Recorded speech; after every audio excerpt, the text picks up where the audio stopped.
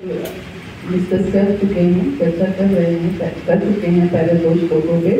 आज हम तीसरा और चौथा श्लोक कंबाइंड है, उस पर चर्चा करते हैं। पहले 2 श्लोकों में क्या समझाया भगवान ने, कौन बताएगा?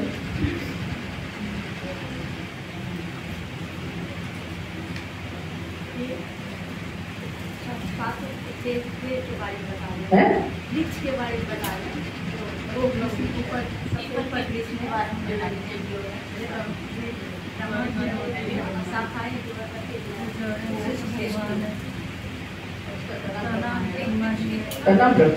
जड़ जो है ऊपर है और शाखाएं नीचे हैं। तो जड़ तो एक ही होती है, वो क्या है? भगवान कृष्ण। और तना जो है वो ब्रह्मा जी है। और बाकी जो सारा वृक्ष है, उल्टा वृक्ष जैसे सारी शाखाएं, टहनियाँ, पत्ते जो भी है, वो सब जो है ये भौतिक जगत है, ये सारा संसार है। और उसमें साथ में डिटेल में क्या बताया गया कि ये पत्ते जो हैं, जो शाखाएं नीचे की जो पत्ते हैं, वो पत्तियां जो है वो वैदिक स्रोत हैं। पत्तियां वैदिक स्रोत हैं।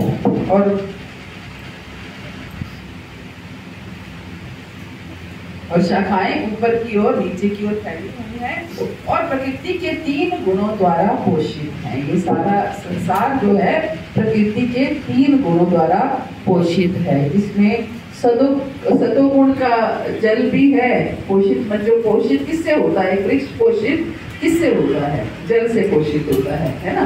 तो सतोगुण का जल भी है, रजोगुण का जल भी है और तमोगुण का जल भी है। जो रजोगुण के जल से पोषित होते हैं वो बुद्धिमान होते हैं, विवेकवान होते हैं और भगवान की तरफ तपस्या करना चाहते हैं, भगवान का भजन करना चाहते हैं। जो रजोगुण के जल से पोषित होते हैं वो केवल अपने परिवार की, संसार की, अपने शरीर की सेवा करना चाहते हैं। अपने सम्मान की भूख है, परिवार का भरण पोषण, इसकी तरफ केवल उनका रुचि होती है। और जो तमोगुण की जल से सिंचित हैं, उनको केवल आलस्य और प्रमाद और केवल कैसे हमने इस शरीर को कैसे आराम देना है, बस इसके तरफ उनका ज्यादा रुचि होती है।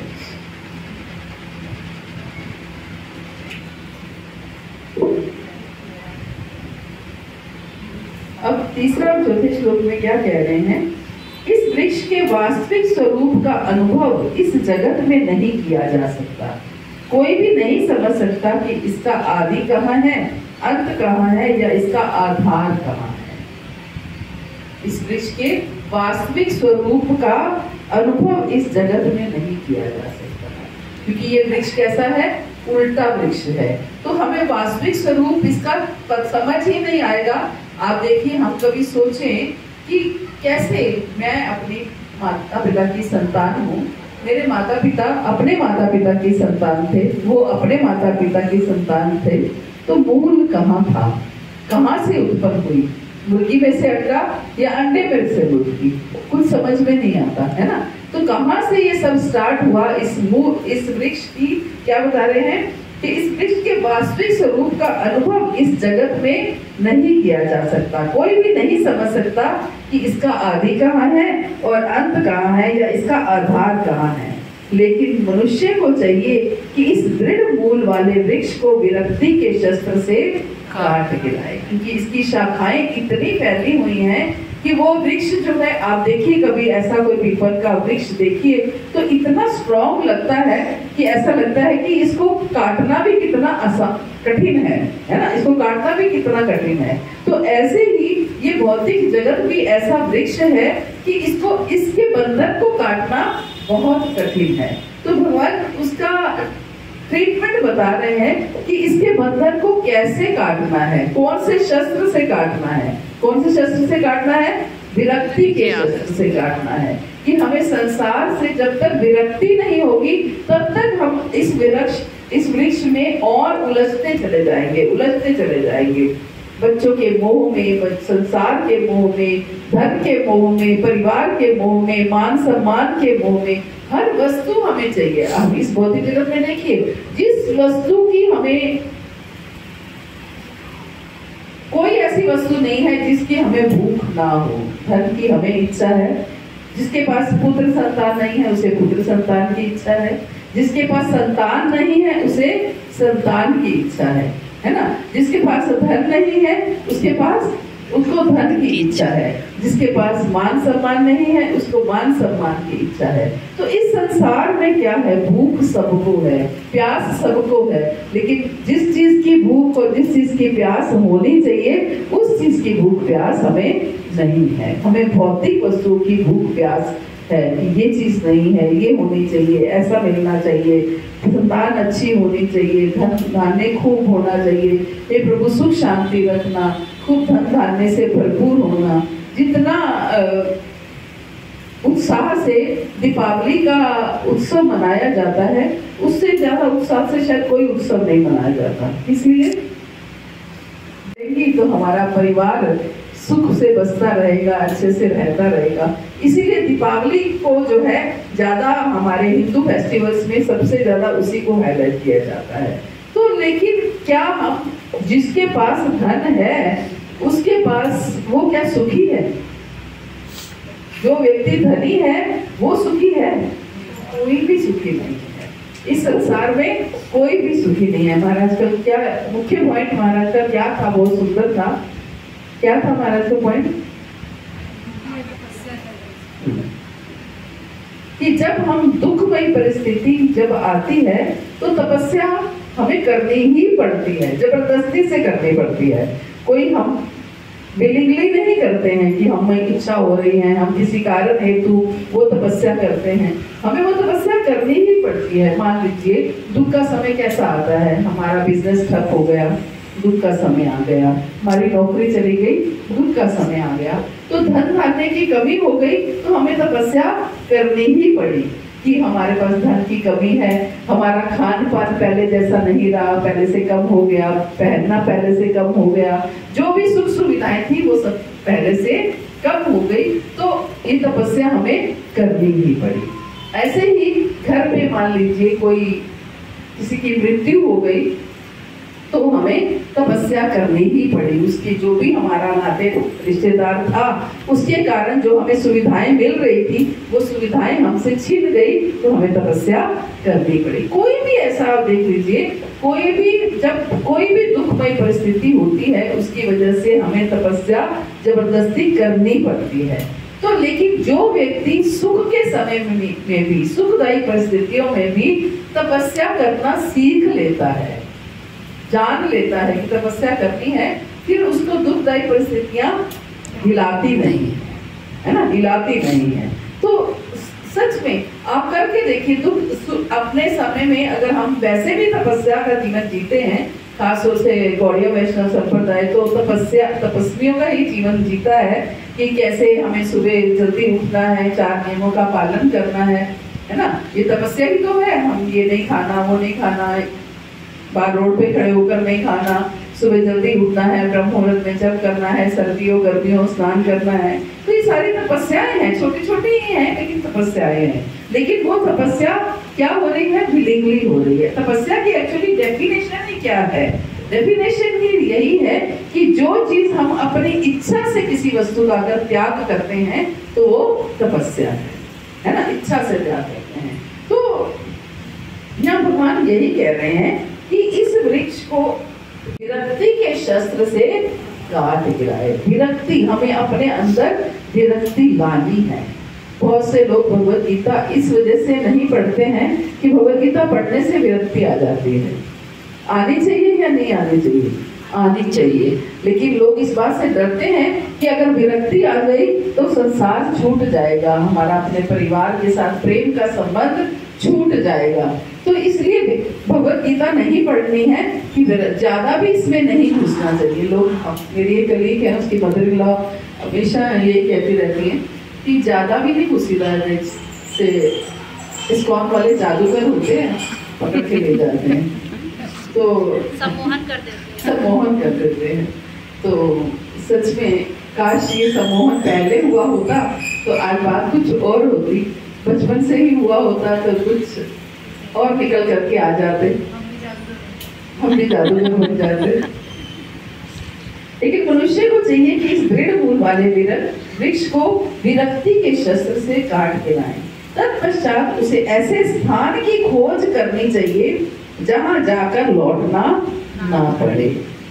फिर क्या करना चाहिए? जब विरक्ति आएगी तो फिर ऐसे स्थान की खोज अपने आप होने लगेगी कि कौन सा ऐसा स्थान है जहां पर ये जन्म मृत्यु का दुख जब देखा नहीं जाएगा। अभी तो क्या है, हम जन्म मृत्यु के दुख को दुख मानते ही नहीं है कि ये तो पार्ट ऑफ लाइफ है, ये तो होना ही है। लेकिन कितने बड़े दुख है कि हमारे अपने प्रियजन हमें छोड़ करके चले जाते हैं, तो कितना बड़ा दुख है। हमारे सामने हमारे बच्चे चले जाते हैं, कितना बड़ा दुख है। और कुछ नहीं कह सकते किस समय किस पल में किसके साथ क्या हो जाए, है ना।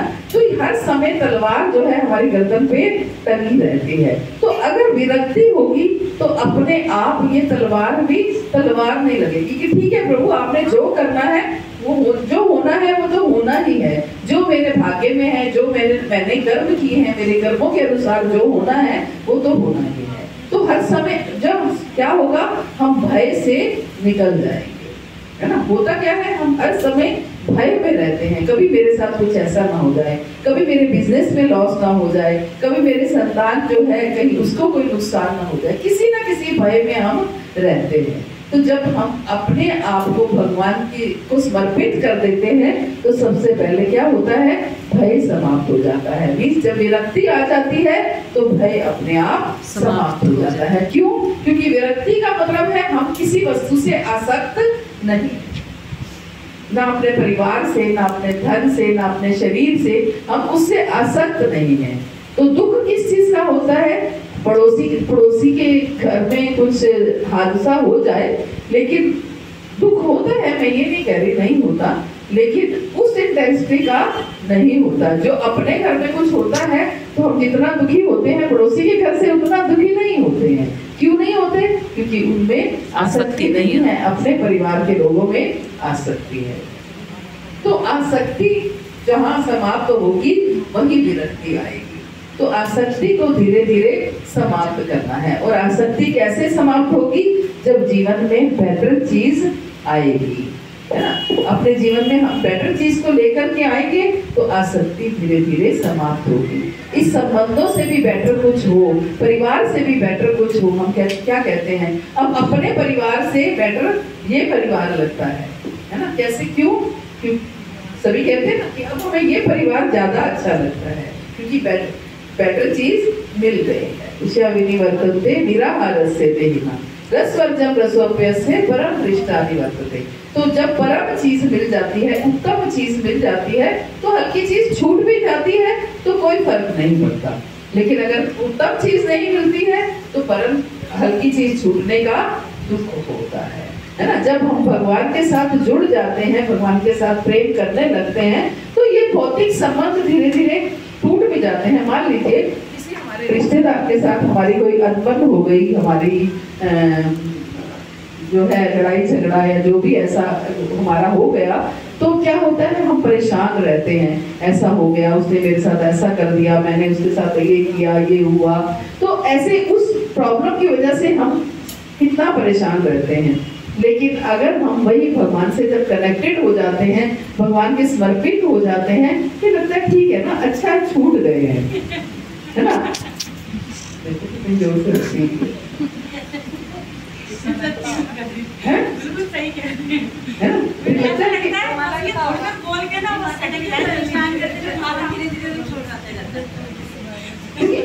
वो तभी छूट रहे हैं जब बेटर चीज जीवन में आई है। अगर ना आए होते कृष्ण जीवन में तो कहाँ हम उनके लिए रोते रहते हो। मेरी बहन थी, मेरा भाई था, मेरा भाभी थी, जो भी था उसके लिए हम रोते रहते। लेकिन आज बेटर चीज जीवन में आई है तो कुछ भी छूट जाए कोई फर्क नहीं, है ना। तो क्यों ना हम ऐसी शाश्वत चीज को अपना बनाएं, ऐसे शाश्वत संबंधों को अपना संबंध बनाएं कि ताकि कुछ भी छूटता रहे उसकी हम परवाह ना करें।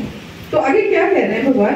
तब खोज करनी चाहिए जहाँ हमें जा करके वापस ना आना पड़े। सांवरिया ले चल परली पार, है ना। कहाँ परली पार? जहाँ विराजे राधा रानी अलबेली सरकार। है ना। तो हमें वहां पहुंचना है जहाँ राधा रानी है, वहां जहाँ केवल कृष्ण है, केवल राधा रानी है, हमें वहां पहुंचना है। और हमें किसी ऐसे स्थान पर नहीं जाना कि जहाँ से हमें वापस लौट के आना पड़े, भले ही हजारों वर्षों बाद आना पड़े, लेकिन आना पड़ेगा, है ना। लेकिन वहां जाकर के हमें वापस नहीं आना पड़ेगा। वहां जाकर के क्या मिलेगा? सेवा मिलेगी, कृष्ण की सेवा मिलेगी, राधा रानी की सेवा मिलेगी, उनके चरण दबाने को मिलेगी, उनके बिस्तर लगाने को मिलेगा, उनके घोड़ा बनने का अवसर मिलेगा, उनको चावल ढुलाने का अवसर मिलेगा। तो कितने अवसर मिलेंगे आप सोचिए। कभी कभी आप अकेले में बैठ के इस चीज को सोचिए, भगवान के आगे बैठ के, तो आपको सिहरन होने लगेगी कि आप ऐसा कर पाएंगे, ऐसी स्टेज आ सकती है। और हमारे अपने हाथ में, कहते हैं ना भगवान, भाग्य अपने हाथ में, लिखना भाग्य को अपने हाथ में होता है। तो ये सब कुछ हमारे हाथ में है कि हम कितनी तन्मयता से भक्ति कर रहे हैं, कितनी दृढ़ता से कर रहे हैं, तो भगवान उसी हिसाब से हमें वहां स्थान देंगे। हमें सीट बुक करनी है, बच्चे एडमिशन के लिए तैयारी करते हैं ना, जितनी दृढ़ता से पढ़ाई करते हैं, जितनी कंसंट्रेशन से पढ़ाई करते हैं, उतने वो श्योर होते हैं कि मुझे तो सीट मिल ही जाएगी। ऐसे ही हम भी अगर दृढ़ता से अपनी भजन में लगेंगे तो हमें भी श्योर हो जाएगा कि नहीं, गोलोक तो मिल ही जाएगा, भगवान मुझे कभी ऐसे छोड़ेंगे नहीं, जरूर अपने धाम में बुलाएंगे, अपनी सेवा में मुझे लगाएंगे, है ना। तो हम क्या चाहते हैं? सेवा ही तो करना चाहते हैं कि हम भगवान की सेवा करें। आगे क्या कह रहे हैं? जहां जाकर लौटना ना पड़े और जहां उस भगवान की शरण ग्रहण कर ली जाए, जिससे अनादि काल से प्रत्येक वस्तु का सूत्रपात तथा विस्तार होता आया है।